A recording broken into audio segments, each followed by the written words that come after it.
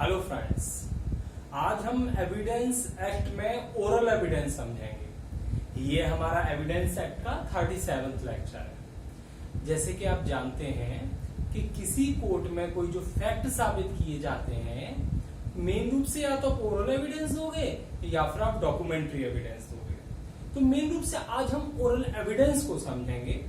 Oral evidence की हम बात करें, यहाँ पर हमने साइन बना दिया है कि fact can be proved bye either by oral evidence और ईदर बाय डॉक्यूमेंट्री एविडेंस।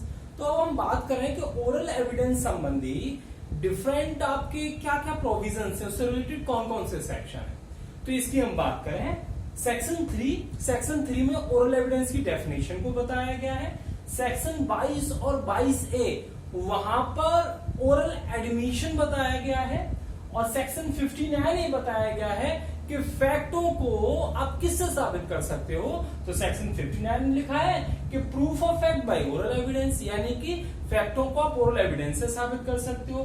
फिर सेक्शन 60 ये बताता है कि ओरल एविडेंस की प्रकृति कैसी होगी। फिर सेक्शन 119 से बता रहा है कि यदि कोई व्यक्ति जो ओरल एविडेंस देने जा रहा है, यदि वो बोलने में असमर्थ है, फिर क्या होगा। तो हम शुरू करते हैं कि सबसे पहले हम बात करें कि ओरल आपका एविडेंस होता क्या है। हमने शॉर्ट में लिखा है OE, ओरल एविडेंस। तो ओरल एविडेंस क्या होता है? सेक्शन एविडेंस एक्ट की धारा 3 के अनुसार ओरल एविडेंस एक स्टेटमेंट होता है जो विटनेस द्वारा दिया जाता है, जिसको कोर्ट ने अनुमति दी है कि आप उस फैक्ट के संबंध में बोलिए, या फिर कोर्ट उस विटनेस से अपेक्षा करता है कि जो भी फैक्ट है, जो जांचाधीन फैक्ट है, जिसके संबंध में जांच चल रही है, जो इंक्वायरी चल रही है, जिसके संबंध में केस है, उसके संबंध में आप बोलिए। तो ये एविडेंस एक्ट की धारा 3 में लिखा है। तो उसके अनुसार स्टेटमेंट मेड बाय विटनेस एक ऐसा स्टेटमेंट है जो विटनेस द्वारा किया जाता है, विच इज परमिटेड और which is required to be made, जिसके संबंध में उसको परमिट किया जाता है या जिससे अपेक्षा की जाती है उन तथ्यों के संदर्भ में जो जांचाधीन है। तो ये हमारा सेक्शन 3 हो गया। आप एविडेंस एक्ट में, बेयर एक्ट में देख लीजिएगा। अब हमारी परिभाषा के बाद हम समझें कि भाई क्या हम सारे फैक्टों को ओरल एविडेंस से साबित कर सकते हैं। तो इसके संबंध में सेक्शन 59 ये कहता है कि all facts can be proved by oral evidence, यानी कि जितने भी फैक्ट हैं, जितने भी तथ्य हैं, उन सब तथ्यों को ओरल एविडेंस से आप साबित कर सकते हो। ये जनरल रूल हो गया, ये सामान्य नियम हो गया। परंतु इसके कुछ दो अपवाद हैं, यानी इनकी दो अपवादों की स्थिति में, यानी कि इन दो चीजों को आप ओरल एविडेंस से साबित नहीं कर सकते। कौन सी ऐसी दो चीज है? तो नंबर 1 ये है कंटेंट ऑफ डॉक्यूमेंट, दस्तावेज की अंतर्वस्तु को साबित नहीं कर सकते, या फिर इलेक्ट्रॉनिक रिकॉर्ड की अंतर्वस्तु को आप साबित नहीं कर सकते ओरल एविडेंस द्वारा। तो हमने दो चीज समझी कि सारे फैक्टों को तो साबित कर सकते हैं, सारे फैक्टों के संदर्भ में तो हम ओरल एविडेंस दे सकते हैं, परंतु अंतर्वस्तु के संदर्भ में हम ओरल एविडेंस नहीं दे सकते। अब हम देखें क्या उन अंतर्वस्तु यानी कि दस्तावेज की अंतर्वस्तु के संदर्भ में हम ओरल एविडेंस नहीं दे सकते, क्या ओरल एडमिशन दे सकते हैं, क्या मौखिक साक्ष्य दे सकते हैं। तो इसके संदर्भ में एविडेंस एक्ट की धारा 22 ये कहती है कि दस्तावेज की अंतर्वस्तु के संदर्भ में आप ओरल एडमिशन भी नहीं दे सकते हैं। यानी कि ओरल एडमिशन ना तो दस्तावेज की अंतर्वस्तु के संदर्भ में देते हैं और सेक्शन 22A ये कहता है, और ना ही इलेक्ट्रॉनिक रिकॉर्ड की अंतर्वस्तु के संदर्भ में आप ओरल एडमिशन दे सकते हैं। तो इसका मतलब ये हुआ कि दस्तावेज की अंतर्वस्तु, इलेक्ट्रॉनिक रिकॉर्ड की अंतर्वस्तु के संदर्भ में ना तो आप ओरल एविडेंस दे सकते हैं, ना ओरल एडमिशन दे सकते हैं। सेक्शन 22 हम पहले पढ़ चुके हैं, उसके दो अपवाद भी हैं कि ओरल एडमिशन वहां दे सकते हैं जब वो विवादक हो, यानी कि genuineness of the content of document वो इन इश्यू हो, विवादक हो, या फिर जो पक्षकार है वह सेकेंडरी एविडेंस देने का हकदार है। तो उस स्थिति में ओरल एडमिशन हम दे सकते हैं, ये हमने पहले पढ़ लिया है। तो हम स्पेशली सेक्शन 59 की हम बात कर रहे थे कि भाई सारे तथ्यों को हम साबित कर सकते हैं ओरल एविडेंस द्वारा, यानी कोई व्यक्ति ओरल एविडेंस देगा और साबित कर सकता है। परंतु सपोज करो कोई व्यक्ति बोलने में असमर्थ है, वो बोल नहीं पा रहा है, क्या वो व्यक्ति ओरल एविडेंस नहीं दे सकता है? तो इसके संदर्भ में एविडेंस एक्ट की धारा 119 से कहती है कि जो व्यक्ति बोलने में असमर्थ है वह किसी अन्य तरीके से इसको दे सकता है, एविडेंस दे सकता है, जैसे कि अपने हाव भाव द्वारा या फिर लिख करके आचरण के माध्यम से। तो जो भी लिखेगा, जो आचरण करेगा, तो वो स्टेटमेंट यद्यपि लिख के दे रहा है, इवन देन वो ओरल एविडेंस ही समझा जाएगा। ये एविडेंस एक्ट की धारा 119 में लिखा है, बहुत इंपॉर्टेंट है, प्री में कई बार पूछा जा चुका है। तो ये हमारा सेक्शन 119 भी हो गया। तो हमने समझा 59 में कि सारे तथ्यों को ओरल एविडेंस से साबित कर सकते हैं, दो चीजों को साबित नहीं कर सकते, दस्तावेज की अंतर्वस्तु को और इलेक्ट्रॉनिक रिकॉर्ड की अंतर्वस्तु को। अब हम बात करें भाई, दस्तावेज की अंतर्वस्तु को साबित नहीं कर सकते, फिर इसको कैसे साबित करेंगे? तो इसके संदर्भ में नेक्स्ट जब हम पढ़ेंगे तो वो डॉक्यूमेंट्री एविडेंस से साबित करेंगे। तो सेक्शन 61 में लिखा है, 59-60 आज पढ़ेंगे, 61 में लिखा है the content of document can be prove by documentary evidence, primary evidence और सेकेंडरी एविडेंस। तो हम बाद में पढ़ेंगे। तो हम बात कर रहे हैं सेक्शन 59 में लिखा कि सारे तथ्यों को ओरल एविडेंस से तो साबित कर सकते हैं, परंतु ओरल एविडेंस की प्रकृति कैसी होगी है, मतलब कैसे साबित कर सकते हैं ओरल एविडेंस से, कैसा होना चाहिए ओरल एविडेंस। तो इसके संदर्भ में सेक्शन 60 नियम प्रतिपादित करता है। सेक्शन 60 ही कहता है कि ओरल एविडेंस, ओई का मतलब ओरल एविडेंस, सेक्शन 60 ही कहता है कि oral evidence must be in all cases be direct, यानी कि प्रत्येक स्थिति में जो विटनेस साक्ष्य देने जा रहा है कोर्ट में, उसका जो स्टेटमेंट होगा, जो ओरल एविडेंस होगा, वो डायरेक्ट ही होगा, और डायरेक्ट नहीं है तो वो नहीं दे सकता।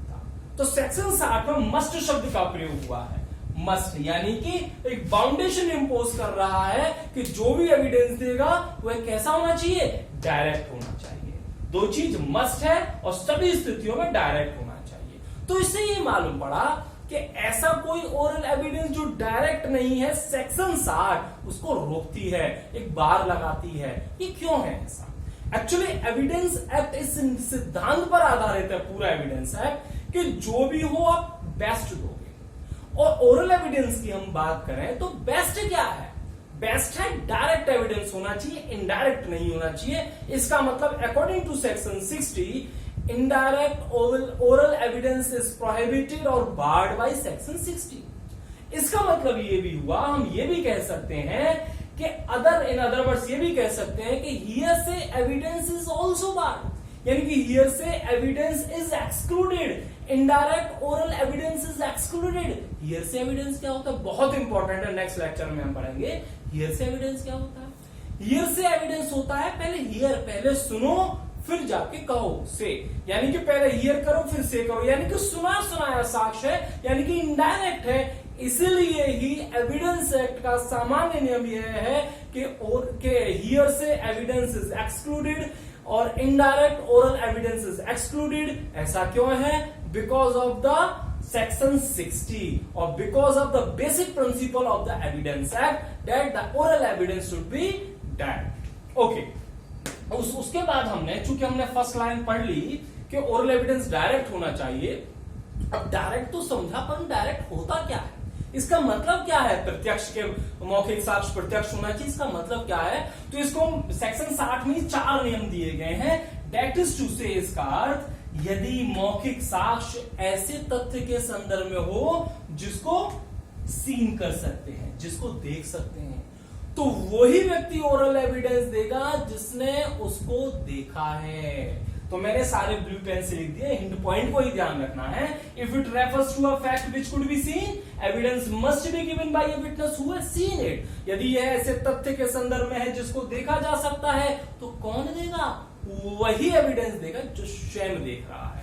और यदि यह फैक्ट ऐसे तथ्यों के संदर्भ में है जिसको सुना जा सकता है, if it which could be heard, जिसको सुना जा सकता है, तो फिर वहां पर वही व्यक्ति ओरल एविडेंस देगा जिस व्यक्ति ने स्वयं सुना है। और यदि ये फैक्ट ऐसे तथ्यों के संदर्भ में है विच could be perceived bye senses, जिसको ज्ञानेंद्रियों द्वारा महसूस किया जा सकता है, जैसे आपकी जितनी भी ज्ञानेंद्रियां हैं, जैसे आपने कोई टेस्ट किया या फिर आपने हाथ लगा के किसी शरीर को महसूस किया कि इसके शरीर पर यहां पर एक घाव हो रहा था, या फिर उसने स्मेल से फील किया, तो ये सारी चीज, तो यदि कोई ओरल एविडेंस, यदि ये एविडेंस किसी ऐसे तथ्य के संदर्भ में है जिसको ज्ञानेंद्रियों द्वारा महसूस किया जा सकता है, तो वही व्यक्ति ओरल एविडेंस देगा जिसने स्वयं उस फैक्ट को ज्ञानेंद्रियों द्वारा महसूस किया है।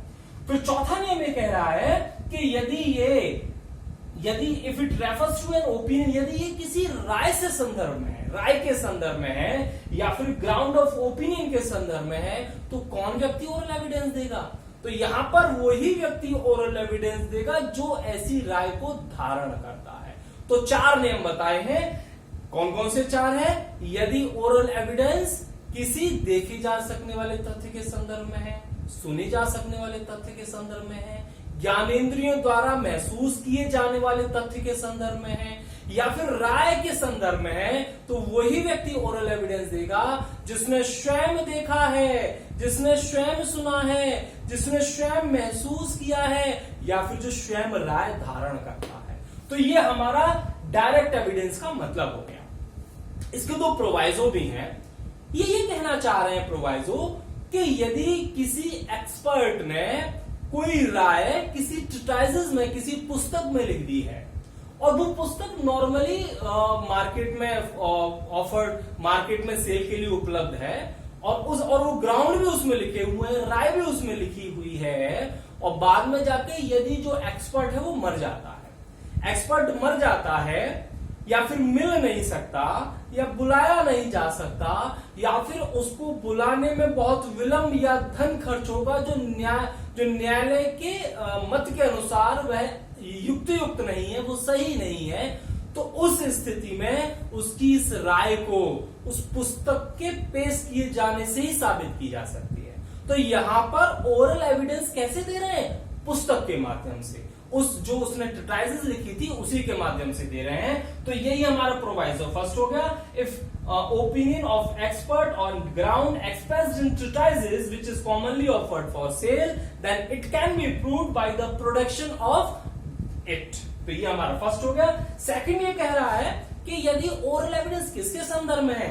यदि ओरल एविडेंस किसी मेटेरियल थिंग के अस्तित्व या कंडीशन के संदर्भ में है, उसके अस्तित्व या दशा के संदर्भ में है, जैसे कोई चाकू हो गया, कोई पिस्टल हो गया, तो उस कंडीशन में कोर्ट ये कह सकता है कि भाई उस चाकू को या उस पिस्टल को आप पेश करिए। तो ये हमारा दूसरा प्रोवाइज हो गया। तो इस तरीके से हमने सेक्शन 59 ये समझा कि ओरल एविडेंस से सारे तथ्यों को साबित किया जा सकता है सिवाय दस्तावेज और इलेक्ट्रॉनिक रिकॉर्ड की अंतर वस्तु को छोड़ करके।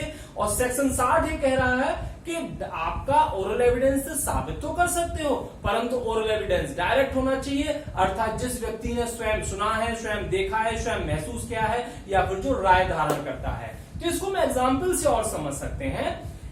यदि ए नाम का व्यक्ति बी नाम के व्यक्ति को मार रहा है और सी नाम का व्यक्ति झाड़ी के पीछे से देख रहा है, वो देख रहा है कि ए नाम का व्यक्ति चाकू मार रहा है और बी नाम का व्यक्ति चिल्ला रहा है, तो यहां पर जो सी नाम का व्यक्ति था वो जो सुन रहा है, जो देख रहा है, ये डायरेक्ट एविडेंस है और इस एविडेंस को वो कोर्ट में दे सकता है। इसी प्रकार से केस भी है शरद बिरदी चंद वर्सेस स्टेट ऑफ महाराष्ट्र। तो इस मामले में भी कोर्ट ने कहा कि यदि कोई पीड़ित व्यक्ति जो बाद में मर जाता है, वो किसी घाव के परिणाम स्वरूप या किसी हमले के परिणाम स्वरूप वो चिल्ला रहा है, तो वहां पर जो भी पास में खड़ा है वह उसकी मानसिक और शारीरिक दशा को देख रहा है, तो वहां पर वह ऐसी शारीरिक दशा का डायरेक्ट एविडेंस प्रत्यक्षदर्शी है और वो एविडेंस दे सकता है। तो इस प्रकार से हमारा ये ओरल एविडेंस कंप्लीट हो गया। आई थिंक आपके समझ में आया होगा। नेक्स्ट लेक्चर में हम हियरसे एविडेंस और डायरेक्ट डॉक्यूमेंट्री एविडेंस पढ़ेंगे। Thank you.